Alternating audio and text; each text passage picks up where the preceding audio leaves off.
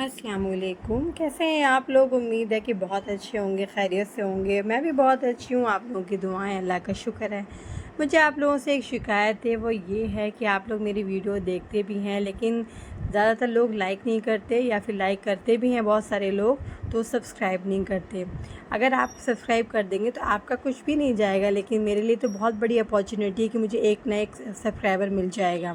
چلیے آج بات کرتے ہیں کہ نماز پڑھنے کے کیا کیا فائدے ہوتے ہیں۔ زندگی کا وقت اتنی تیزی سے بیت رہا ہے جس کا تو کوئی آپ اندازہ لگا ہی سکتے ہیں کہ کتنی تیزی سے ہمارا وقت بیت رہا ہے۔ اس سے ہمیں لگتا ہے ابھی رمضان آئے تھے اور اب رمضان چلے گئے اور اب پھر دوبارہ رمضان آنے والے، تو لگ رہا ہے کہ زندگی کا وقت اتنی تیزی سے بھاگ رہا ہے کہ ہم اس کو تھام نہیں پا رہے ہیں۔ تو ابھی ہمارے پاس موقع ہے نیکی کرنے کا، ہمیں موقع ہے ہمیں اپنے آپ کو سدھارنے کا، اپنے آپ کو اچھا بنانے کا، کیونکہ زندگی میں اگر ہم نے اپنے آپ کو اچھا نہ بنایا، اپنے اوپر کام نہ کیا اور وقت ختم ہوگا تو ہم کیا کریں گے؟ سوچئے۔ تو ابھی موقع ہے تو اس کا فائدہ اٹھائیے۔ اللہ تعالیٰ نے ابھی زندگی دی ہے ہم سب کو، تو اللہ تعالیٰ ہمیں اپنے مطابق زندگی گزروا دے۔ چلیے آئیے بات کرتے ہیں کہ نماز پڑھنے کے کیا کیا فائدے ہوتے ہیں۔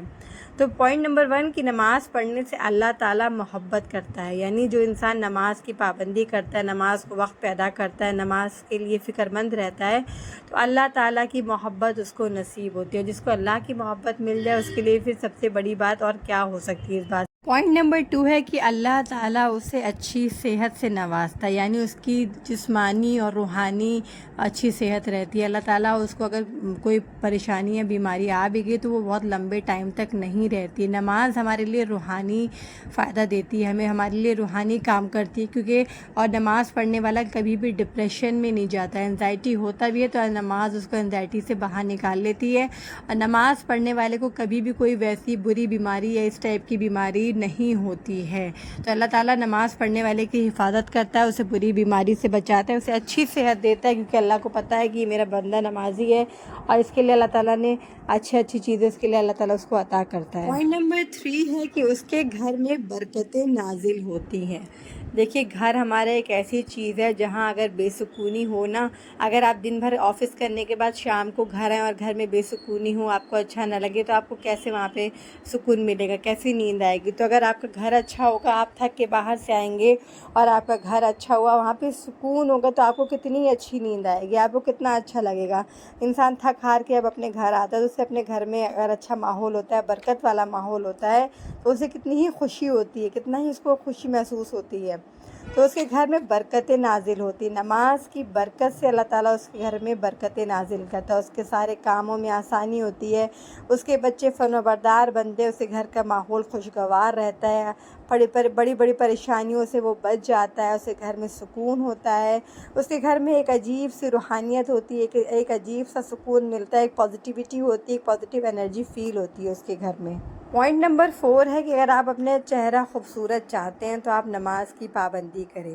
نماز پڑھنے والوں کو آپ نے اکثر دیکھا ہو، ان کے چہرے پہ ایک الگ ہی نور ہوتا ہے، ان کے چہرے پہ ایک صالحین کی نشانی ہوتی ہے، یعنی ان کا چہرہ کتنا زیادہ چمکدار، کتنا نیٹ اینڈ کلین، کتنا صاف ستھرا، ایک الگ ہی نور اٹریکٹ کرتا ہے ان کے چہرے پہ۔ ایسا ہوتا ہے کہ نماز پڑھنے والے کا دل بہت سیٹسفائی رہتا ہے، مطمئن رہتا ہے، اس لیے ان کا چہرہ چمکتا رہتا ہے، اور وہ اللہ تعالیٰ کے بہت ہی پسندیدہ بندے ہوتے ہیں، اس لیے نماز کا نور ان کے چہرے پہ ہوتا ہے، تو اس کا چہرہ بڑا روشن ہوتا ہے جو نماز کا پابند ہوتا ہے، جو نماز کی فکر کرتا ہے، جو نمازی ہوتا ہے، جسے ایک نماز کے بعد دوسری نماز کی فکر ہوتی ہے۔ اگر آپ سوچئے کہ ہمارا بھی چہرہ اتنا اچھا چمکدار ہو تو ہمیں کتنا اچھا لگے گا، کتنی خوشی ہوگی ہمارا چہرے پہ بھی اگر نماز کا نور آئے گا، تو ہم کتنے مطمئن ہوں گے، ہمارا دل سکون میں ہوگا، ہمارا دماغ سکون میں ہوگا، تو ہمارا چہرہ خود بخود اچھا ہوگا۔ اللہ تعالیٰ اس کے چہرے پہ نور دے دیتا ہے جو نماز کی پابندی کرتا ہے، جو نماز سے محبت کرتا ہے۔ پوائنٹ نمبر 5 ہے کہ دنیا میں رہنے کے بعد، دنیا کی چیزوں سے انٹریکٹ ہونے کے بعد، دنیا کی چیزوں کو اپنے اوپر حاوی کرنے کے بعد انسان کا دل بڑا سخت ہو جاتا ہے۔